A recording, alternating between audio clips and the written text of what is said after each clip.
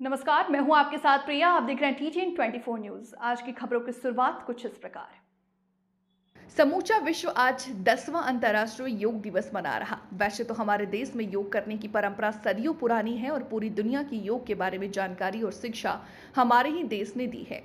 आज 10वें अंतर्राष्ट्रीय योग दिवस पर जालौन जिले में विभिन्न स्थानों पर योग के कार्यक्रम आयोजित किए गए। जालौन जिले में मुख्य रूप से उरई नगर क्षेत्र में स्थित इंदिरा स्टेडियम में आयोजित हुए कार्यक्रम में आयुक्त झांसी मंडल और योग के नोडल अधिकारी ने जिले के आला अधिकारियों तथा हजारों लोगों के साथ योग किया और स्वस्थ जीवन का मंत्र दिया। इसके अलावा जालौन जिले की सभी 5 तहसीलों में उप जिलाधिकारियों के नेतृत्व में योग शिविर का आयोजन हुआ तथा विश्व के एकमात्र 5 नदियों के पवित्र संगम स्थल पचनत धाम पर भी योग का अद्भुत नजारा देखने को मिला है।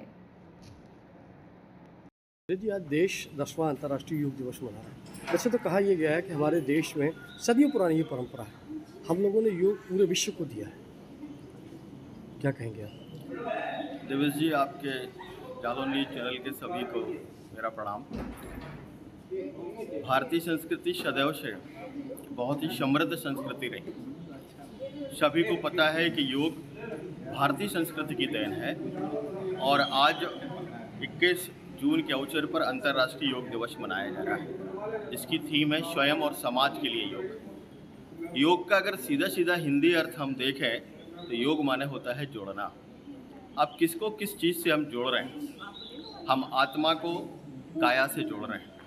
योग के माध्यम से हमारे अंदर एक पॉजिटिव ऊर्जा उत्पन्न होती है और आप ये मान लीजिए इस पॉजिटिव ऊर्जा के माध्यम से योग का जो सबसे बड़ा फ़ायदा है, न केवल शरीर के साथ साथ हमारा मन का शुद्धिकरण होता है। और जिस शरीर में शुद्ध मन रहता है देवेश जी, आप मान लीजिए उसे ना तो शारीरिक व्याधि परेशान करती है, ना ही दैवीय व्याधि परेशान करती है। अब समाज में योग की बात करें तो वर्षों पहले ये कहा गया था कि ईश्वर के हजारों हाथ होते हैं। इसको उल्टा करके देखिए, जो व्यक्ति समाज के लाखों लोगों को अपने साथ जोड़ लेता है वो समाज में लगभग एक ऐसी स्थिति में पहुंच जाता है कि कोई दूसरा नहीं पहुंच पाता है। इस वजह से हमारी संस्कृति का समाज के लिए सीधा सीधा संदेश है, योग और विभाजन कतई नहीं, चाहे समाज, चाहे व्यक्ति के रूप में, चाहे देश के रूप में और चाहे जाति के रूप में। अयम निजा परोवेति गणना लघु चेताम उदार चरिता नाम तो वसुधैव कुटुम्बकम, ये हमारा योग है। और अंतिम बात, सर्वे भवन्तु सुखिनः सर्वे सन्तु निरामया सर्वे भद्राणि पश्यन्ति मां कश्चित् दुःखभाग् भवेत्। सभी को योग दिवस की बहुत बहुत शुभकामनाएं। डॉक्टर साहब, देश 10वां अंतर्राष्ट्रीय योग दिवस मना रहा है, ऐसे में क्या संदेश है? आज 10वें अंतर्राष्ट्रीय योग दिवस पर तहसील के प्रांगण में योगा प्रोटोकॉल के अनुसार 40 मिनट का योगाभ्यास कराया गया और पूरा जो योगाभ्यास था बड़ा सरल था और कम मात्रा में था। अगर इतने को आप अपने जीवन में दिनचर्या में शामिल कर लें तो निश्चित रूप से आने वाली जो बीमारियां हैं, वायरल डिजीज़ है, उनसे आप बचे रहेंगे। तो आज का जो थीम था स्वयं और समाज के लिए योग, तो ध्यान रखें जो आज हमने करवाया है यह सभी जगह हुआ है।